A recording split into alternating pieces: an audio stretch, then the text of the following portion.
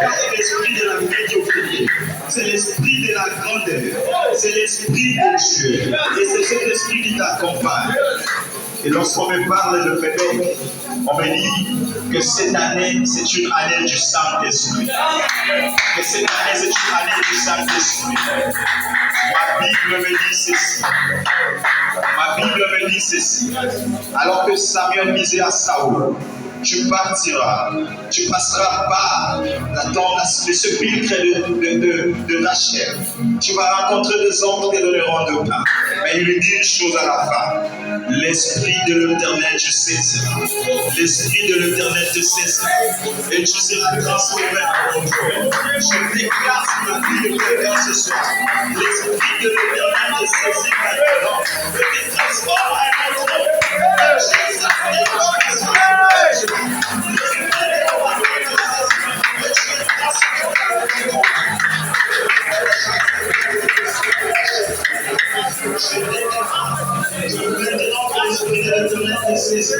Je deviens puissant dans la grâce. Je deviens puissant dans la grâce. Je deviens puissant dans la grâce. Je deviens puissant dans la grâce.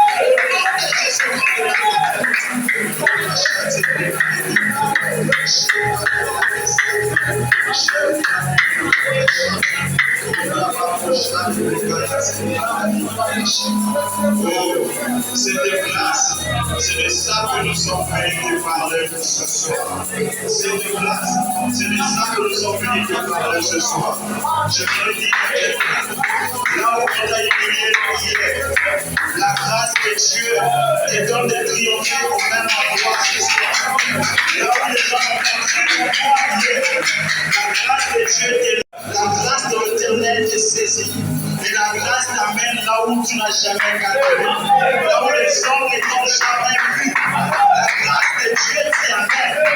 Là où ton intelligence ne peut jamais te qualifier. Là où ta sagesse ne t'amènera jamais. Là où ta grâce ne peut jamais te mettre. Là où ta connaissance sera limitée. Là où les hommes ne t'attendent pas. C'est là que la grâce de Dieu t'amène. C'est là que la grâce de Dieu t'amène. Personne puissante, il faut des personnes productives, et il faut des personnes qui dominent sur les choses. La parole de Dieu me dit ceci. Voici l'Éternel ouvre la terre et l'obscurité le peuple, mais sur toi, Mébek, mais sur toi, Mébek, mais sur toi, l'Éternel se lève, mais sur toi, l'Éternel se lève. Oh, sur toi, l'Éternel se lève, et sa gloire apparaît sur toi. Là où il y avait le ténèbre, tu deviens la lumière. Là, sur toi, il dit, lève-toi et sois éclairé. Lève-toi et sois éclairé.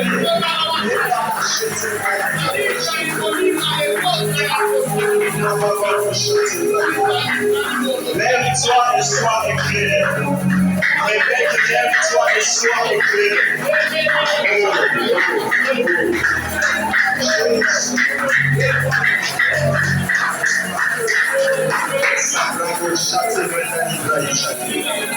Écoute ceci. Écoute ceci.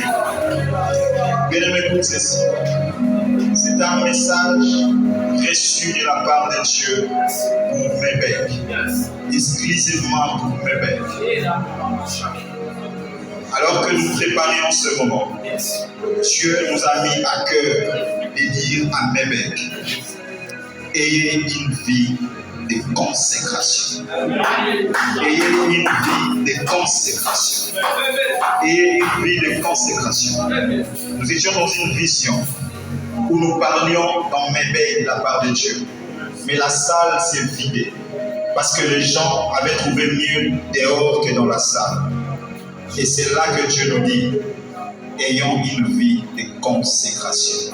Je n'aimerais pas effrayer quelqu'un. Je n'aimerais pas dire que vous ne marchez pas dans la consécration. Mais je voudrais dire à une personne, lorsque Dieu parle de la consécration, c'est parce qu'il prépare quelque chose de grand qui doit arriver. Parce qu'il prépare quelque chose de grand qui doit arriver. Nous avons un Dieu qui veut encore plus. encore plus, chaque jour un peu plus, encore plus. Et je te veux, bébé, dans la profondeur. Je vais déclarer une dernière chose sur toi, bébé. Je vais déclarer une dernière chose sur toi. C'est mon témoignage. Et j'aimerais que mon témoignage s'école à toi ce soir. Un jour, j'ai prié à Dieu. J'ai prié seul. Après un service dans la présence de Dieu, je suis rentré et j'ai prié. Je dois vous dire la vérité. Il y a un frère qui est venu nous accompagner ce jour-là dans le service. Dieu l'a puissamment utilisé. J'ai dit bien Dieu l'a puissamment utilisé. Et ce jour-là, quand je suis rentré chez moi, j'ai dit à Dieu, utilise-moi puissamment comme tu utilises cet homme. Lorsque je parlais de la puissance, dans ma tête, je voyais d'autres domaines. Mais Dieu m'a dit une chose. Gloire, je te veux dans la profondeur de la parole. Je te veux dans la profondeur de la parole. Depuis ce jour-là, cette parole a transformé ma vie. J'ai changé ma façon de lire la Bible. J'ai changé ma façon de comprendre la Bible. J'ai changé ma façon de m'attendre les choses de Dieu. Et je déclare sur mes mecs ce soir que cette profondeur t'accompagne. Où tu seras, que tu sois dignifié.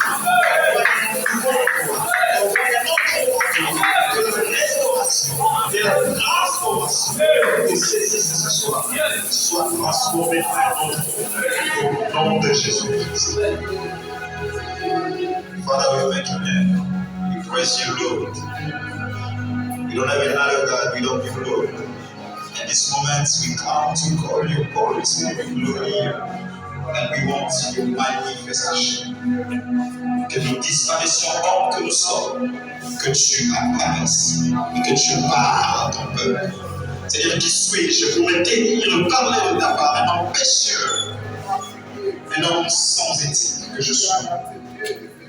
Comme Paul pouvait dire à Timothée, moi qui autrefois étais un persécuteur, un blasphémateur, mais ta grâce m'a saisi et a fait de moi l'homme que je suis.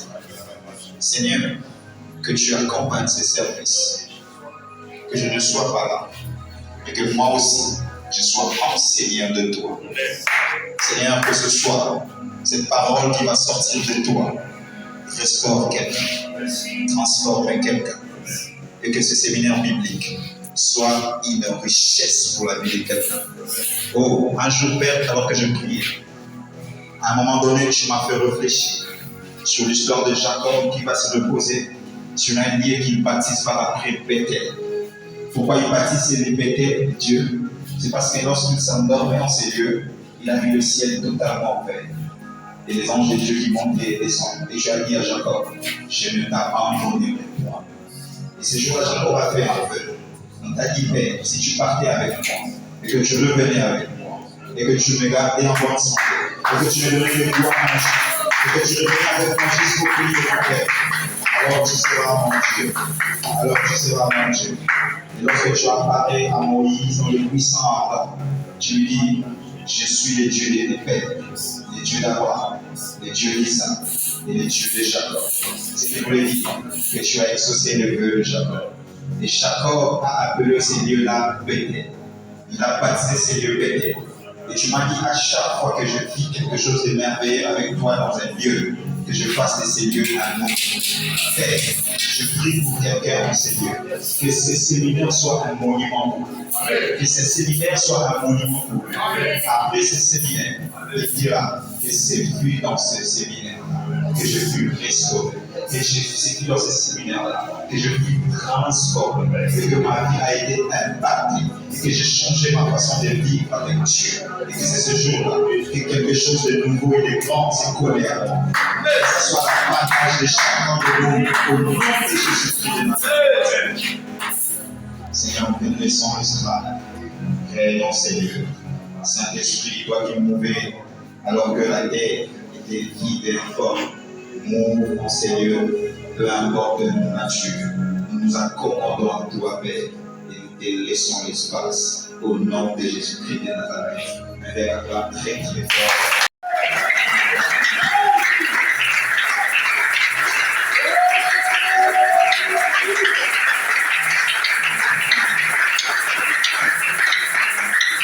Shalom, shalom. Est-ce que nous allons bien? Est-ce qu'on peut saluer juste notre voisin à gauche, à droite? Il dit tout simplement, on est là encore ce soir. Dis à ton voisin, on est là encore ce soir. Oh, on est là encore ce soir. On est là ce soir. Et moi aussi je vous le dis, on est encore là ce soir. On est encore là ce soir. Est-ce que quelqu'un a la joie d'être là encore ce soir?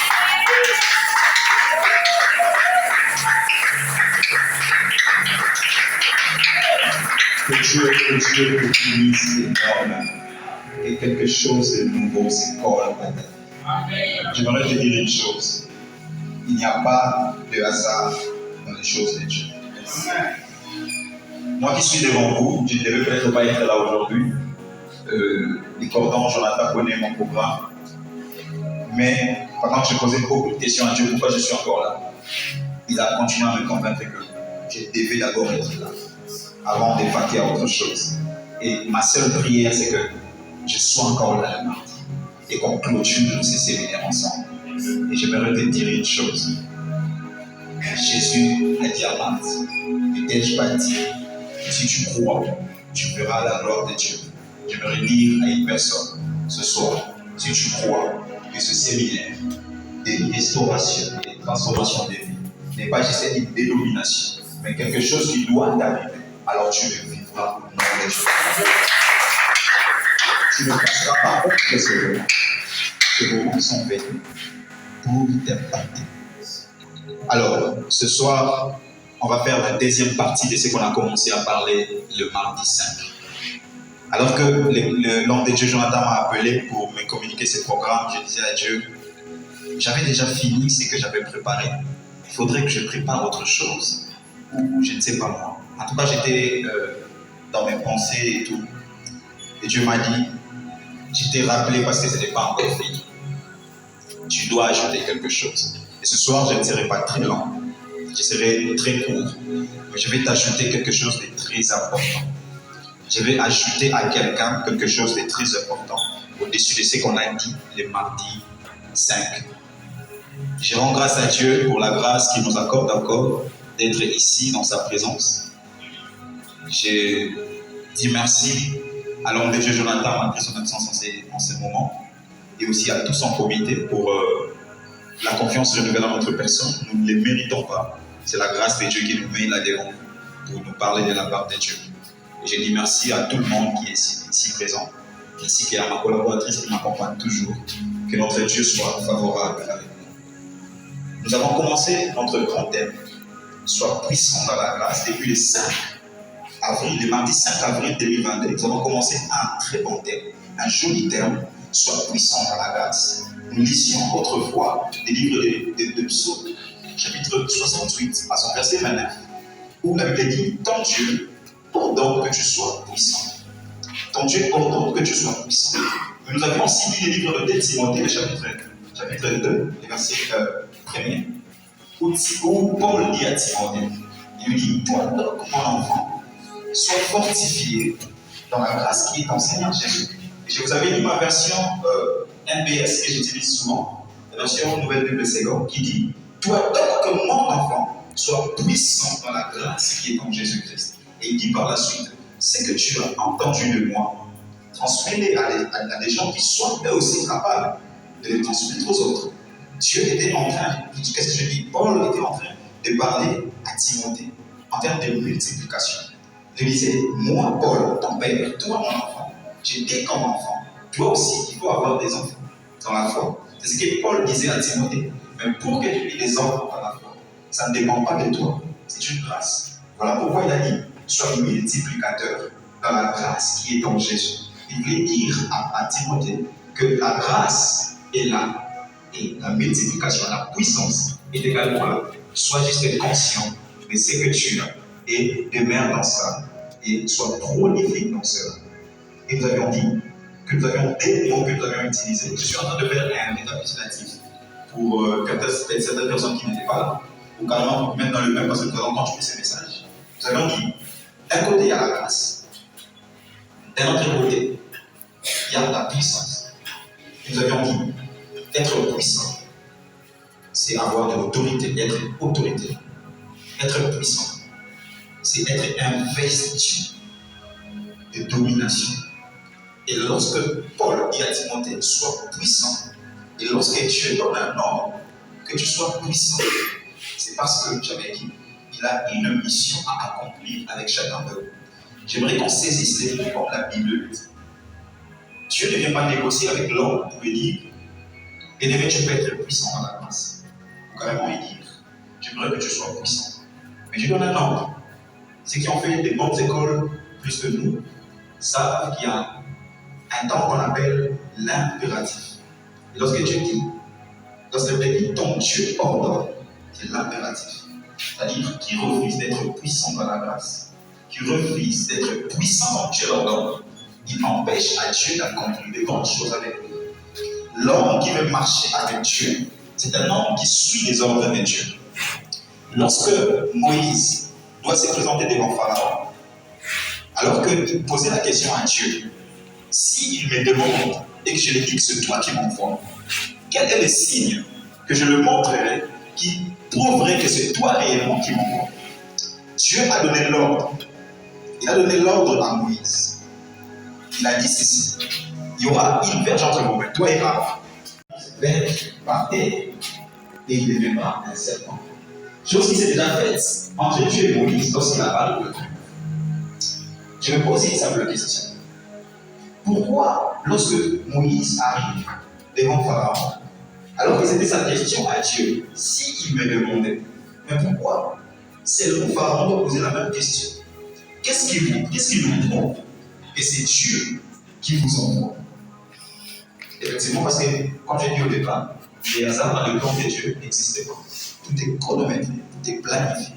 Et lorsque Moïse et Aaron étaient devant Pharaon, cette question les fit poser, et puis ils jetèrent la terre sur la terre qui devient un serpent. J'aimerais te faire comprendre une chose. Lorsque tu t'ordonnes d'être puissant, cela ne veut pas dire que tu n'engendreras pas des défis. Mais je vais te rassurer d'une chose. Aucun défi ne sera au-dessus de la puissance qui t'accompagnera. Aucun défi ne consumera la puissance qui va t'accompagner. Parce que ce jour-là, lorsque la verge de Moïse et Aaron est devenue un serpent, Pharaon a aussi appelé ses sacrificateurs, ses serviteurs, qui eux aussi ont jeté des verges par terre qui sont devenus des serpents. Mais ma Bible, je ne sais pas si la vôtre dit la même chose, mais ma Bible me dit que le serpent de Moïse et Aaron a consumé tous les serpents de Pharaon. C'est en ce moment-là que la différence s'est créée. Je me dis une chose, Moïse et Aaron étaient partis avec un bâton, pour ceux qui ne comprennent vraiment pas les verges, un bâton qui devient serpent, qui consume les 3 autres ou 4 autres serpents et qui devient un bâton. Ça veut dire, dans ce bâton, il y avait la puissance de Dieu qui a consumé toutes les puissances de l'Éden. Et lorsque Paul dit à Timothée, sois puissant dans la grâce, ça veut dire, là où tu seras, il y aura de la diversité. Jean chapitre 16, verset 33. Jésus dit à ses disciples, je vous dis ces choses pour que vous ne vous troubliez point. Car vous serez dans la tribulation. Mais prenez courage, car j'ai vaincu le monde. Il voulait dire à ses disciples, quand il dit prenez courage, ça veut dire ayez la conscience que celui qui est en vous a vaincu le monde. Je vous ai donné l'exemple de Pierre et Jean. Lorsqu'ils se pointent devant l'homme infirme, qui les demande le monde, Pierre dit, je n'ai ni argent, ni or, mais ce que j'ai, je te le donne. Il n'a pas dit, je n'ai ni or, ni argent, mais ce que j'ai, je te le donne. Il a dit, je n'ai ni argent, ni or. J'avais dit, quelqu'un peut se dire que c'est la même chose. En réalité, non. Pierre était en train de catégoriser les biens. Si tu remarques, il parlait à l'autre croissant. Il y avait l'argent, mais il y avait mieux que l'argent. C'était l'or. Mais il y avait mieux que l'argent et l'or. C'est ce qui était en pire. Et c'est à ce moment-là qu'il a dit, je n'ai ni argent. Je n'ai pas non plus ce qui est mieux que l'argent, c'est-à-dire l'or. Mais j'ai mieux que je sais qui est de mieux que l'or et l'argent. C'est celui qui est en moi. Et au nom de celui qui est en moi, lève-toi et marche.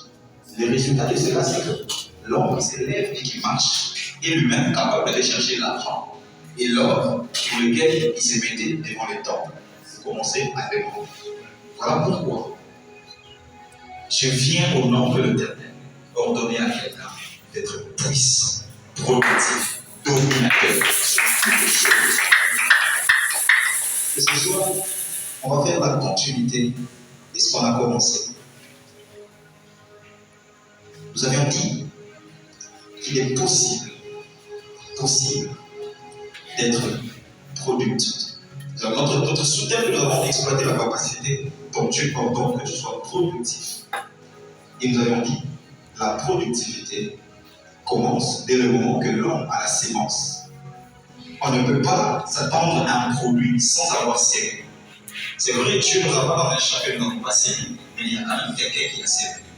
Parce qu'il dit, vous embrassez dans un champ que vous n'avez pas sémé. Ça veut dire qu'il y a quelqu'un qui a sémé. Et lorsqu'on parle de la productivité, nous voyons premièrement la sémence. Et la sémence que j'étais venu nous parler ici, c'était Dieu dans nos vies. Et Dieu dans nos vies, ce n'est pas la grâce. Et donc, par contre, la sémence dont nous avons parlé, le 5, c'était la grâce de Dieu en toi. La grâce qui vient en toi devient une sémence. Quand tu veux être productif dans cette grâce. C'est ce que Paul dit à Timothée. Sois productif, sois puissant dans cette grâce. Et ce que tu as entendu de moi, confiner à des hommes qui soient capables, eux aussi, de le transmettre aux autres. Je vous avais donné l'exemple. Jésus était venu seul. Il n'avait pas de chrétiens. Ceux qui lisent la Bible savent que c'était à Antioche qu'on a appelé pour la première fois les disciples chrétiens. Certainement parce que Jésus, quand il arrive, il s'est choisi des disciples. Il commence par choisir les 12. Et puis, nous tous nous sommes faits. J'aimerais te dire une chose aujourd'hui. Ça monte dans mon cœur comme ça. La fête de Pâques, je ne sais pas. Ça va peut-être sembler bizarre pour quelqu'un, mais c'est ça la vérité. Lorsque Dieu a dit à Josué, partout où vous allez marcher, vous allez dominer sur toutes choses, il a dit à Josué que là où vous l'aurez le planté vos pieds, que vous le preniez en possession. C'est parce qu'il pouvait réveiller à Josué quelque chose qu'il avait déjà dit à Moïse. Il voulait les transmettre à Josué pour qu'il prenne conscience.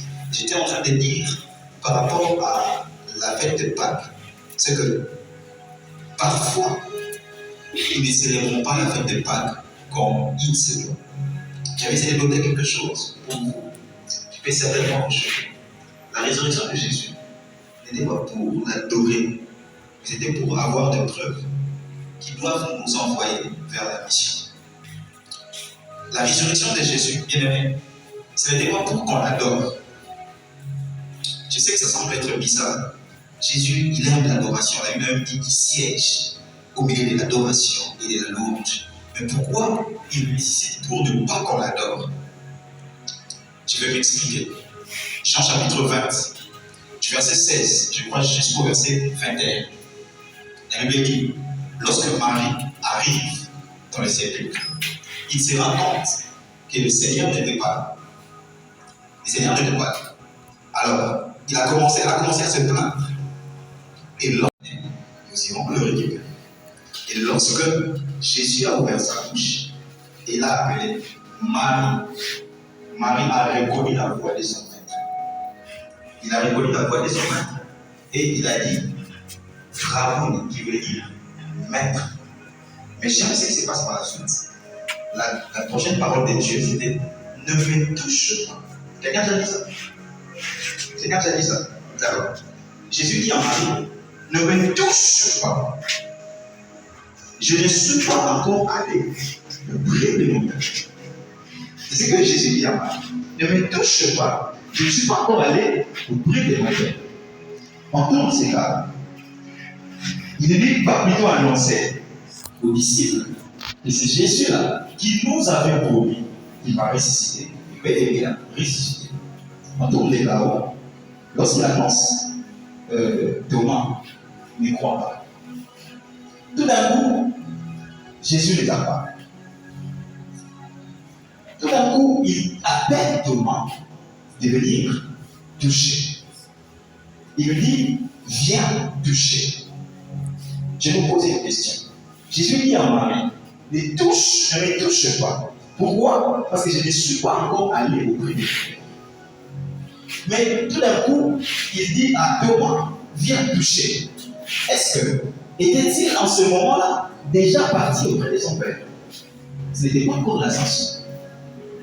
N'est-ce pas que ce n'était pas encore la saison? Jésus est encore comme ça. Il n'est pas encore passé du temps. Mais pourquoi Jésus, tu dis à Marie, ne me touche pas. Mais tu dis à Thomas, touche. Je vais t'expliquer une chose. Humainement parlant, on va pas aller très loin. Humainement parlant, Jésus m'annonce. J'ai posé cette question à une de mes sœurs qui m'a dit, je vais m'évanouir. Je lui dis, Jésus qui m'annonce qu'il va ressusciter. Et puis je viens à la tombe, je trouve qu'il n'est pas là. Tout d'un coup, il m'apparaît. Et il me rappelle qu'il m'avait dit qu'il ressusciterait. Quelle serait mon attitude? Ma soeur m'a dit, je vais m'évanouir. Je lui ai dit, mais pourquoi tu vas t'évanouir? Il dit, je viens un fantôme. On en a rigolé. Mais je vais te dire ce qui se passe là. Et tu seras d'accord avec moi. Tout le monde, c'est vrai, Marie, y compris, croyait que Jésus-Christ était le Seigneur et Sauveur. Mais même nous, là, qui prions, il y a des gens qui sont chrétiens, mais lorsqu'on prie, devant une situation, ça ne change pas. On a à un moment donné l'habitude de remettre en question même la présence de Dieu dans nos propres vies. Est-ce que Dieu est là? Est-ce que Dieu m'entend? Est-ce que je n'ai pas fait un péché quelque part? Même en eux, il y avait quelques doutes qui disaient, le Seigneur est Sauveur, oui, il a fait le miracle, oui, mais est-ce qu'il est bon, Seigneur et Sauveur? Tout ce qu'il annonçait se réalisait. Mais c'était tellement compliqué dans leur tête de voir qu'il annonce sa mort et la résurrection. Tout d'un coup, si c'était moi à la place de Marie, j'allais me fondre sous ses pieds pour l'adorer. Parce qu'en ce moment, j'allais me rendre compte de l'immensité d'une chose qui venait de se réaliser. Quelque chose qu'il avait promis qui devait se réaliser. Quand il a appelé Marie, les temps déjà qu'il appelle maître, Rabboni à l'époque, suffisait déjà pour dire que Marie était prête à se jeter avec larmes devant les pieds de Jésus pour l'adorer. C'est là que Jésus lui dit, ne me touche pas. C'est-à-dire, ne fais pas ce que tu veux faire. Parce que je ne suis pas encore allé auprès de mon Père. Il siège au milieu de l'adoration et de la louange lorsqu'il est parti là-haut. Lorsqu'il est parti là-haut, c'est là-haut qu'il attend l'adoration et la louange qui monte ici. Mais ce qu'il est venu accomplir ici, ce n'est pas pour qu'on l'adore et qu'on le loue. C'est pour autre chose. J'aimerais te dire ça. C'est là que mon enseignement de ce soir va commencer. Je disais Jean chapitre 20.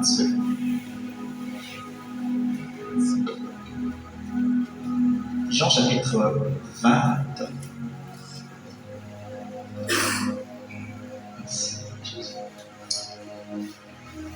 Voilà. Au verset 20, il dit ceci. Et quand il dit cela, il leur montra ses mains aux disciples et son côté. Les disciples virent dans la joie en voyant le Seigneur. Dans notre verset, si vous lisez, je crois, dans Matthieu, vous verrez que Thomas était venu toucher. Jean ne détaille pas que Thomas était venu toucher, mais nous savons l'histoire que Thomas était venu toucher. Alors, au verset 21, la Bible dit, Jésus leur dit de nouveau, la paix soit avec vous. Et puis il dit la phrase qui me concerne, qui te concerne, qui nous concerne. Comme le Père m'a envoyé, moi aussi, je vous envoie. Comme le Père m'a envoyé, moi aussi, je vous envoie. C'est ce que Jésus a dit après s'être laissé à Thomas de le toucher. Il a refusé que Marie le touche pour ne pas qu'elle l'adore. Il a laissé Thomas le toucher pour que Thomas et les autres aient une prière pour dire au monde que Jésus-Christ est vivant parce qu'il était vraiment ressuscité. On l'a touché. Et c'était dimanche. On est parti dans nos églises. Une question. Qui a adoré Dieu le dimanche? Parce que c'était la célébration de Pâques quand même. Qui a adoré Dieu comme nous à l'église? Voilà. C'est presque nous tous qui avons adoré Dieu. Mais une question que je me pose. Est-ce que lorsque tu as adoré Dieu en te disant, Seigneur, je t'adore, parce que comme le Père t'avait envoyé, toi aussi tu m'as envoyé depuis Pâques 2021, et pendant que je fais une année dans ta mission, j'ai amené à toi 4 âmes, 5 âmes, 6 âmes. Voilà pourquoi je suis dans la joie de célébrer ta résurrection encore aujourd'hui, pour recevoir une nouvelle mission, pour que lorsque je viendrai à la Pâques 2023, que je te dise encore que je l'ai amené qui ça? Qui a fait ça? Tous nous célébrons parce que nous savons Jésus-Christ est ressuscité, il est vivant, il n'est plus dans le tombeau. Oh, chantons gloire, nous célébrons et nous l'adorons. Mais il a refusé cela à Marie. Il a dit à Thomas, touche, pour que tu aies une preuve que je suis réellement vivant.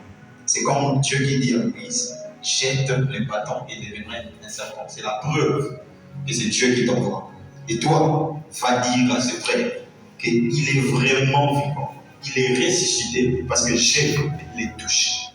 C'était une preuve pour que les disciples partent pour prêcher la parole de Dieu. Et j'aimerais juste changer ta façon de célébrer Pâques. Et on ne voulait pas. On est dans un séminaire de restauration et de transformation. Je vais juste transformer ta façon de célébrer Pâques. Prochainement, quand tu viendras dans Pâques 2023, assure-toi que tu as, pendant toute une année, gagné quelques âmes à Dieu. Et après, tu peux célébrer. Si tu ne l'as pas fait, reste tranquille. Dis à l'Éternel, excuse-moi, j'essaierai d'être productif. Et en ce moment-là, ça accomplira ce que je t'ai dit l'autre fois, dans la parabole de Luc et Jean, sur la question des figuières. Dieu peut vouloir dire à Christ qui est ton vigneron, pourquoi gardes-tu cet homme parce qu'il n'est pas productif?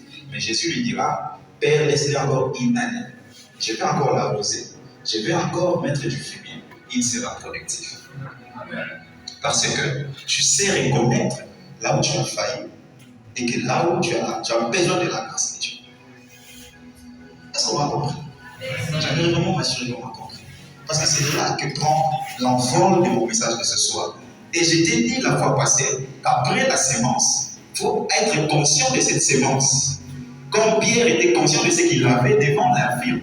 Et ce qu'il avait a produit un miracle. Et je t'ai dit, après être conscient de ce que tu as, demeure constamment dans la présence de Dieu. Demeurer constamment dans la présence de Dieu te permettra d'être productif. C'est toujours d'actualité, ça n'a pas changé. Ça n'a pas changé. Mais je t'ai aussi donné quelques points. Je t'ai dit, ce qui t'empêchait toi, personnellement, de ne pas être productif. Premièrement, c'était les doutes. Je t'ai dit ça. Tu doutes. Quand Pierre a douté, après qu'il commence déjà à marcher sur les eaux, il a douté. Les doutes t'empêchent d'être productif. Mais j'avais dit aussi la confusion des temps. Je parlais de David, qui était dans la brousse, en train de paître les brebis de son père. Il a tué l'ours et lion, il a vu, à part les brebis. Mais c'était un entraînement qui le permettrait de ne pas avoir peur de Goliath. Les temps de Dieu est très souvent confondu avec les temps que Dieu décide d'exposer devant les hommes. Travaille en coulisses, travaille en secret. Lorsque Dieu va t'exposer, tu n'auras pas peur de t'élever devant les hommes. Tu vas vaincre Goliath devant tout le monde. Personne, Saoul ne comprendra pas pourquoi tu n'as pas peur de Goliath alors que lui, il avait une armée très bien conçue. Mais il a eu peur de Goliath. Il ne comprendra pas que dans les secrets, tu as déjà vécu l'ours et le lion. Et lorsque tu te tiendras devant Goliath, tu vas le vaincre. Et c'est ce que je suis venu te rappeler ce soir. Évidemment, ne confonds pas les temps. Je t'avais dit une chose que j'ai dit très souvent. Lorsque ce soir, c'est presque le même, mon soutien de ce soir, c'est presque le même que nous faut passer. Seulement ce soir, on va définir ça autrement. J'avais dit, être puissant veut dire être investi d'autorité. Avoir tout ce que Dieu nous donne pour accomplir une mission. Et cela, c'est parce que Dieu attend de nous quelque chose de merveilleux. Ce soir, Dieu m'a mis à cœur de te parler d'autre chose sur la puissance. Nous avons dit être puissant dans la grâce. Et lorsque nous avons parlé de la grâce, comme Paul qui disait à Timothée, moi qui autrefois étais appelé instrumenteur, la grâce m'a saisi et m'a donné un ministère. Ça veut dire que c'était une faveur imméritée. Maintenant, nous avions parlé de ce qui résulte de cette faveur imméritée. C'est les résultats de la grâce. Quand tu es gracié de Dieu, qu'est-ce que cette grâce produit? Et nous avions dit que cette grâce doit être productive. Et c'est pourquoi nous avons dit la fois passée qu'elle soit productive. Quand tu ordonnes que tu sois productif. Et il y a une autre chose que cette grâce te permet de faire ou d'être, c'est de dominer. La grâce de Dieu te permet aussi de dominer. Regarde, la grâce de Dieu, c'est quelque chose que tu ne mérites pas. Lorsqu'on se tient, lorsque la Bible dit, les miracles qui accompagneront ceux qui auront cru en mon nom, ils chasseront. Ça veut dire, rien ne pourra le résister, aucune puissance de l'ennemi. J'ai aimé le verset que notre frère a lu ici. dans le livre de Luc, où la Bible dit, je vous ai donné le pouvoir de marcher sur les serpents et les scorpions et sur toute, j'aime la précision, toute la puissance de l'ennemi. Et que rien ne pourra vous nuire. Cela ne veut pas dire que l'ICO fait écouter, mais ça ne te nuira pas. La grâce fera en sorte que tu peux tomber 1000 fois. 1001 fois, tu vas te relever, tu vas mettre ton ennemi. Et ce soir, ton Dieu ordonne que tu domines. C'est notre soutien de ce soir. Ton Dieu ordonne que tu domines. Ton Dieu ordonne que tu domines. Même si tu ne domines pas,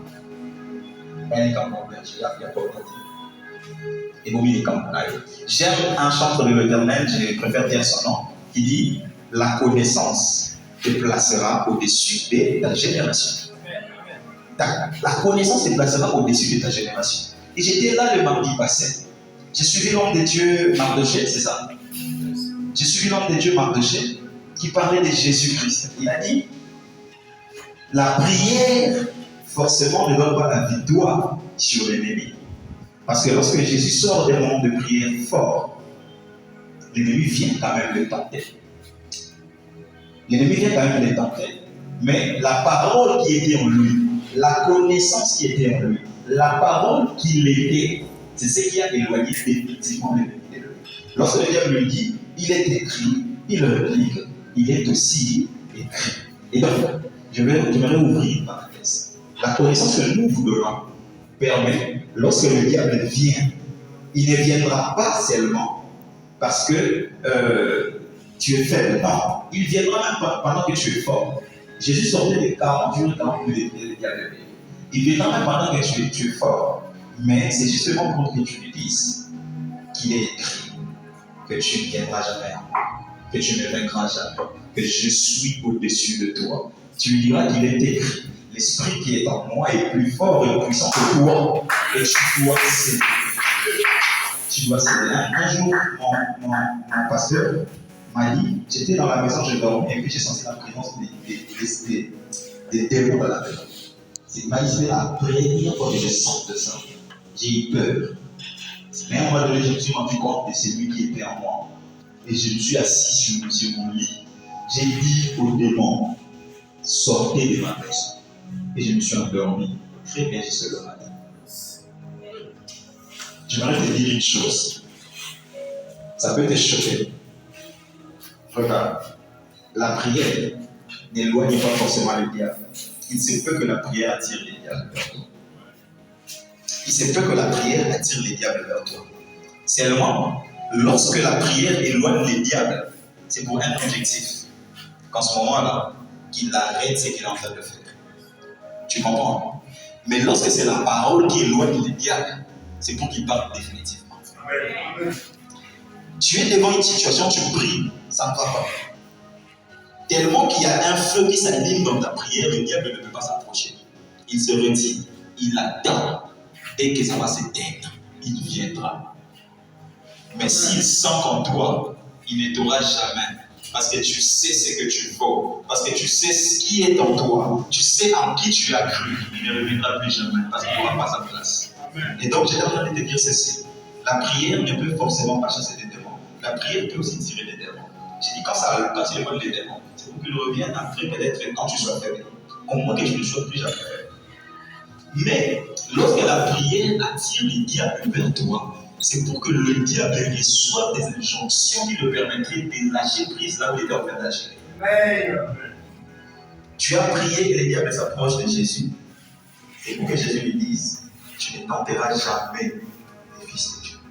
La Bible dit une chose, je crois dans Jacques, la Bible dit, on ne tente pas Dieu. Bizarrement, on dit Jésus-Christ est Dieu. Mais quand il sort de 40 jours et 40 nuits, il est tenté. Paradoxalement, on ne tente pas Dieu. Mais on vient tenter Jésus. Est-ce que Jésus-Christ n'était pas Dieu? Si Jésus-Christ est Dieu, regarde, lorsque les diables te tentent, je vous ai dit l'autre fois que le verbe tenter n'est rien d'autre que le verbe essayer. Et lorsqu'on essaye seulement, pourquoi nous avons peur? Lorsque le diable vient tenter Jésus, ce n'est pas que Jésus n'est pas Dieu, mais il a cette chair d'un homme. Regarde, le diable a seulement le contact avec les physiques, pas le divin. Le diable vient tenter Jésus dans son corps pour paralyser ce qui était à l'intérieur de lui. C'est comme ça que le diable nous tente dans notre corps avec tout ce que nous connaissons pour que la sémence qui est en nous puisse céder et que nous ne soyons pas productifs. Je vous ai parlé du fruit des Gaga qui était causé par une légion de démons. Pourquoi légion de démons? Lorsque Jésus chasse ces démons, cet homme devient productif. Il parle de Jésus dans une décapole, une dizaine de villes, constituées de plus de 400 000 habitants par ville. Très productif. Voilà pourquoi les diables connaissant ça bien avant. Il place une légion de démons dans son corps. Ça continue comme ça, on va parler ce soir. On va lire la parole de Dieu, Genèse chapitre 1. Genèse chapitre 1er, 27-28. 1, 27-28, j'aime bien ce passage. La Bible dit ceci. Dieu créa l'homme à son image. Il les créa à l'image de Dieu. Il créa l'homme et la femme. 28, la Bible dit, Dieu les bénit. Une parenthèse. Si tu n'es pas béni, réclame ta bénédiction. La première parole que Dieu a prononcée après avoir créé l'homme, la première chose que Dieu a fait après avoir créé l'homme, c'est de bénir. Pourquoi toi tu ne fais pas la bénédiction? Moi je suis extrêmement béni. Moi je suis extrêmement béni. Et toi aussi tu vas être béni. Je ferme ma parenthèse.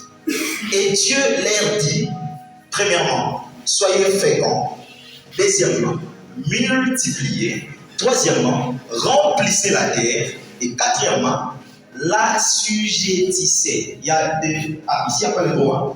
Le mot assujettir veut tout simplement dire dominer. Dit l'assujettissez, mais pour bien s'expliquer, il donne un nom. Il y a des gens qui ont leur Bible là. Vous lisez avec moi. Est-ce que vous pouvez voir que le verbe dominer, qui est là, est vraiment conjugué aux deuxième personne du pluriel. Et qu'il n'y a pas un pronom personnel de nom. C'est-à-dire qu'il n'y a pas vous dominer, c'est seulement dominer qui explique les temps impératifs.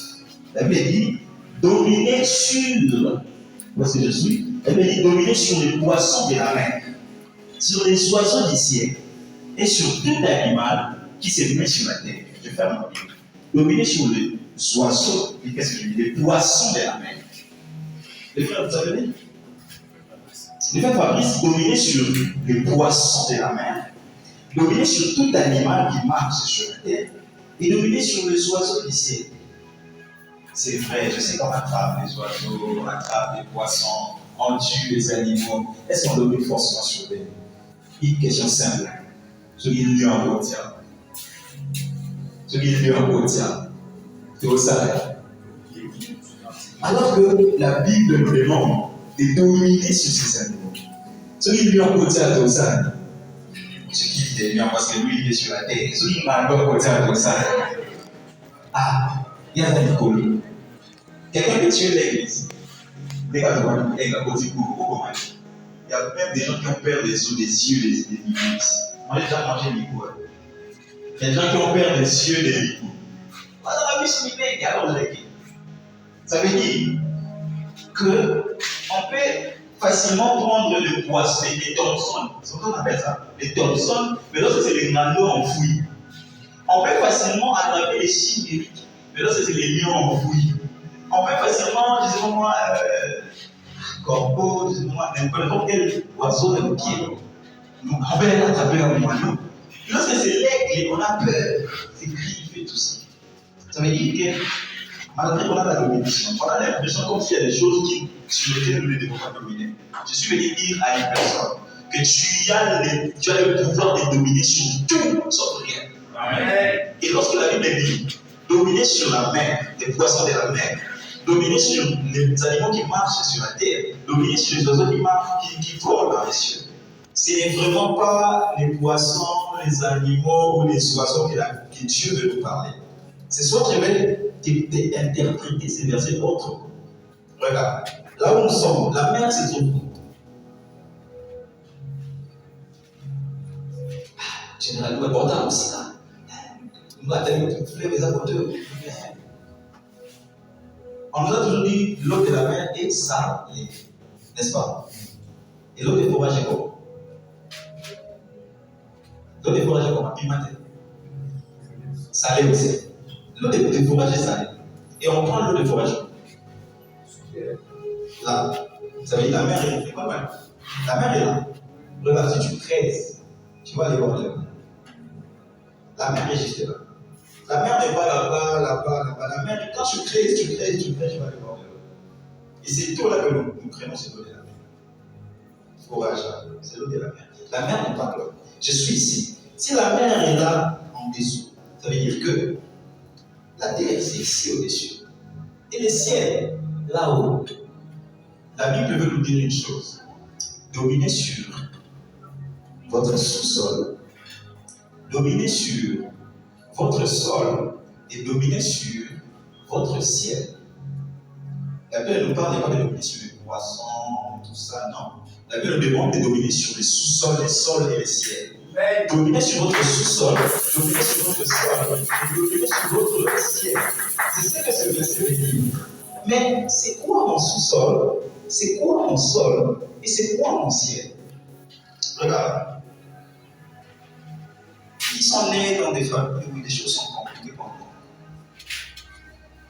nous. Quand vous arrivez là, on vous dit, ici là, toi tu es non, tu es élancé, c'est ce que je veux dire. On va t'amener plus, c'est quand on va comprendre. Et puis, vous l'avez faut couvrir. Et puis, on commence à te combattre, et puis, tout, tu pars. Ça va coûter un tas de figures, moi, un peu bec.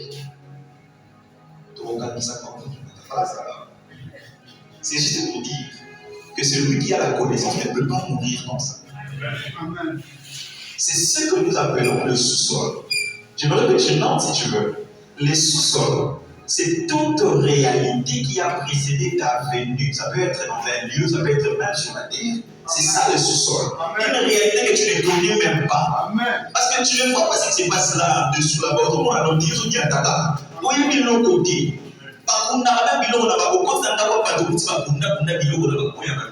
Et tu comprends dans la vie, mais quand j'étais là-bas, on est au bout de la commis stérile, après on est au bout. Alors que la Bible dit aucune femme ne sera stérile. Parce qu'avant de venir dans ces lieux-là, il y a un sous-sol, des choses qui sont plantées là que tu ne connais pas. Et le sous-sol, c'est des réalités qui sont là que tu ne connais pas, des réalités qui t'ont précédé. J'ai dit, ça peut être dans ta vie, c'est-à-dire avant que tu naisses, ou ça peut être dans un lieu, avant que tu n'arrives dans ces lieux-là, il y a eu des incantations qui ont été faites. C'est ça ce qu'on appelle les sous-sols. C'est généralement des choses qu'on appelle des lois établies, des choses là que nous brisons toujours. Briser. J'aime un chant anglais qui dit There is power in the name of Jesus to break every chains. Il y a la puissance de nom de Jésus. Briser les chaînes. Et c'est quoi ton sol? C'est ton sous-sol, ce sont des réalités qui t'ont précédé. C'est que le sol, ce ne sont pas des réalités qui t'ont précédé. Ton sol, parce que tu vois, mais parfois tu ne vois pas. Tu peux voir, mais tu n'as tellement pas des yeux spirituels que tu ne vois. Et le sol, ce sont toutes les réalités spirituelles que tu vis avec, mais que tu ne vois jamais. Toutes les réalités spirituelles qui vivent autour de toi, mais que tu n'as jamais vues. C'est autour de toi, mais tu ne vois jamais. Il t'arrive souvent, tu veux faire quelque chose, tu sens que tu y es, mais là souvent dans les civilités. Les civilités vont aller. Il y a des réalités sur ton sol que tu ne vois pas. Je disais toute réalité naturelle, qu'est-ce que je dis? Spirituelle, sur ton surface que tu ne vois pas. Et c'est quoi ton ciel? Ton ciel, c'est toute réalité surnaturelle qui domine sur ton ciel, mais que tu ne vois pas. Est-ce qu'on est d'accord que il y a des situations qui peuvent dominer sur notre ciel? Un jour, j'ai parlé de ça à un frère, il m'a dit c'est faux. Qu'est-ce que tu es en train de dire? Dieu est là-haut, et puis des situations dominées sur nous. Bien aimé, notre ciel, il y a des situations qui peuvent dominer. Regarde, Daniel en captivité. Qui connaît l'histoire de Daniel? La Bible dit, il a fait combien de jours dans la prière? 21 jours. Il dit, sachant que c'est lui qui a ressuscité Christ, le Seigneur Jésus, d'entre le mort. Il fera quoi? Il nous ressuscitera aussi et nous fera paraître avec lui en sa présence. C'est lui qui a ressuscité Christ d'entre le mort. Il fera quoi? Nous aussi. Il nous fera ressusciter. J'en ai très bien compris. On va passer au deuxième passage. On va revenir sur ça. Actes des Apôtres, chapitre 10, verset 38. Acte 10, verset 38.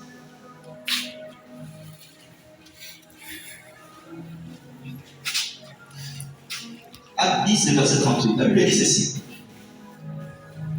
Vous savez comment Dieu a oint du Saint-Esprit et de force qui Jésus de Nazareth, qui allait où? Des lieux en lieux, faisant du bien et guérissant tous ceux qui étaient sous l'empire du diable. Ah, car Dieu était avec lui. Elle dit, sachant que Dieu a oint son. Il a même dit ça. L'Esprit de l'Éternel est sur moi, car il m'a oint. L'Esprit de l'Éternel est sur moi, car il m'a oint. Je vais rapidement terminer. Il dit, car c'est lui. Qu'est-ce que je dis? Il a oint Jésus-Christ de Nazareth, car il marchait de lieu en lieu, faisant du bien et guérissant tous, à l'exception de personne, tous ceux qui étaient sous l'empire de l'ennemi. Deuxième dernier verset, on va dire rapidement, Jean chapitre 1, le verset 51. Jean chapitre 1, le verset 51, c'est l'histoire de Nathanaël. La Bible dit, et il lui dit, il dit à Nathanaël, en vérité, vous verrez désormais les ciels totalement ouverts et les anges de Dieu monter et descendre sur les fils de l'homme. Désormais, vous verrez les ciels totalement ouverts et les anges de Dieu monter et descendre sur les fils de l'homme. Je vais t'expliquer trois choses. La première chose, 2 Corinthiens chapitre 4 et 14 dit ceci. Sachant que celui qui a ressuscité Christ d'entre le mort nous ressuscitera aussi. J'étais en train de parler de sous-sol. Oh, j'étais en train de dire ceci. Avant de dominer sur son sous-sol, il faut y aller. Mais il est impossible à un homme d'aller sur le sous-sol. Mais il y a un homme qui est allé dans le sous-sol. Cet homme s'appelle Jésus. Il n'est pas allé dans la couverture de sol. Là où on a Tata Massanayo. Là où on a ce qu'il a. Il est allé dans le vrai sous-sol. Et c'est là qu'il domine. Et la Bible dit qu'il a vaincu la mort. C'est là qu'il est parti vaincre la mort. C'est là qu'il est parti vaincre toutes les vérités surnaturelles qui t'ont précédé. Et parce que lui a ressuscité, la Bible dit c'est lui qui l'a ressuscité, nous ressuscitera aussi. Ça veut dire, nous aussi nous sommes allés avec lui dans le sous-sol. Nous aussi nous sommes allés avec lui dans le sous-sol. Et nous sommes ressuscités par la grâce de Dieu. Nous sommes ressuscités par celui qui l'a acheté. À cause de cela, nous avons la domination sur notre sous-sol. En humain impossible, mais en Jésus nous y sommes déjà allés et nous sommes sortis vainqueurs. Colossiens chapitre 3, le verset 1 dit, oh, affectionnez-vous aux choses d'en haut, car étant mort, bien aimé, l'apôtre Paul dans Romains nous exhorte plusieurs fois de faire mourir nos membres. Lorsque nous les faisons mourir, nous commémorons à la mort et la résurrection de Jésus. Amen. Et ce que nous venons de lire dans Actes des Apôtres, chapitre 10, le verset 38, la Bible dit, Dieu a oint Jésus-Christ, qui a marché comment? De lieu en lieu, faisant du bien, et faisant quoi encore? Guérissant tous ceux qui étaient sous l'emprise de l'ennemi. Regarde, c'est le sol. Lorsqu'on parle de lieux en lieu, on ne voit pas le sous-sol, on ne voit pas le ciel. On voit le sol. Tu marches partout où tu es. Tu vas où tu veux. Parce que de toi-même, tu ne sauras pas. Tu marches avec Dieu. La Bible est conclue en disant parce que Dieu était avec lui. Je suis venu dire à quelqu'un, Dieu est avec toi partout où tu marches. Oh, il a dit à Jacob, je ne t'abandonnerai pas. Il est avec toi partout où tu marches. À cause de cela, tu domines sur ton sol. Tu domines sur ton sol. Parce que Dieu est avec toi. Et enfin, nous allons lire Jean chapitre 1, le verset 51, quelque chose que j'aime énormément. Daniel, lorsqu'il prie, l'ange vient arrêter ses prières. Qu'est-ce que je dis? Il arrête, le roi de Perse arrête l'ange qui a prié dans le ciel. Parce que le ciel de Daniel était fermé. à cause de là où il était. Ma Bible me dit ceci. Alors qu'on était en train de lapider Étienne, il a vu le ciel totalement ouvert. Il a vu les anges de Dieu monter et descendre. Il était en train de souffrir. On était en train de le lapider. Lui n'a pas vu la souffrance, mais il a vu le ciel ouvert. Et lorsque Jésus s'adresse à Nathanaël, il lui dit désormais, vous verrez le ciel totalement ouvert. Désormais, vous verrez le ciel totalement ouvert. Je vais dire à une personne, tu vas dominer sur ton ciel parce que Dieu est parti dans le ciel sans aide. Dieu est monté là-haut sans aide. Dieu, personne ne l'a aidé pour monter là-haut. Il est parti là-bas sans aide. Il a manqué là-haut. J'aimerais déclarer sur la vie d'une personne. Oh, parce que Jésus a dominé sur le sous-sol. Parce que Jésus a dominé sur le sous-sol. Et que toi, tu as Jésus dans ta vie, tu domines sur ton sous-sol. Aucune réalité de ta famille, aucune réalité qui t'a précédé dans un endroit ne va régner sur toi. Tu vas être productif. Tu vas dominer parce que Jésus est ton cœur. Oh, je voudrais encore te regarder sur ton cœur. Parce que Jésus a marché de lieu en lieu en vainqueur, faisant du bien, guérissant toute personne. Toi aussi, tu vas marcher de lieu en lieu en dominant. Tu vas marcher de lieu en lieu en étant productif. Rien ne va arrêter ta marche. Un homme de Dieu disait, si je ne sais plus voler, je vais courir. Si je ne peux plus courir, je vais marcher. Mais si je n'arriverai plus jamais à marcher, je vais ramper. Mais jamais rien n'arrivera à ma course. Oh, tu vas marcher, tu vas dominer. Et sur le ciel, je voudrais déclarer à quelqu'un, à moins que quelqu'un ait aidé Jésus à monter là-haut. Si personne n'a aidé Jésus à monter là-haut, il est parti et il a laissé le ciel ouvert. Tu pries, Dieu t'exauce. Oh, je voudrais te dire ceci. Tu n'auras pas besoin de faire 21 jours comme Daniel. Un seul jour, Dieu t'exauce. Parce que ton ciel est totalement ouvert. Ton ciel est totalement ouvert. Est-ce que quelqu'un peut dire maintenant, Seigneur, je veux dominer sur toutes les réalités. Je veux dominer sur toutes les réalités. Je veux dominer sur toutes les réalités. Father, declare here, Jesus Christ. Lord, we will dominer sur toutes les réalités. Père, il y a quelqu'un qui va dominer sur son sous-sol. Il y a quelqu'un qui va dominer sur son sol. Et il y a quelqu'un qui va dominer sur son ciel. Car nous avons Jésus-Christ. Car tu as donné ton Fils unique. C'est lui qui marche avec nous. Rien ne pourra nous nuire, c'est ta parole. Rien ne pourra nous nuire, c'est ta parole. Père, je te donne, le Seigneur de Tout-Puissant, pour de dominer sur ça. Je vais finir par ici. Dieu m'avait mis à cœur de prier avec quelqu'un qui sent que les choses dominent sur lui. Lève-toi selon Dieu. Qui sent que les choses dominent sur lui. Il a l'impression qu'il ne domine pas sur certaines réalités. Lève-toi simplement là où tu es. Oh, Rabachete, oh, Father, you don't lie. You are the living God, Lord, you don't lie. Oh, Shabbat, c'est les maquilles. Seigneur, je saisis ce moment, Père. Oh, comme un roi de toi. J'ai dit comme Christ, l'Éternel m'a roi en train de libérer les captifs. Père, je libère les captifs de ce sort. Je libère les captifs de famille. Je libère les gens qui sont libres. Je libère les gens qui sont dominés. Et je leur accorde la guerre sur toute la puissance, sur toutes les choses. Au nom de Jésus-Christ de Nazareth. On les appellera les noms de l'homme. On les appellera les noms de l'homme maintenant. Car ils vont dominer. Que Dieu bénisse tout le monde.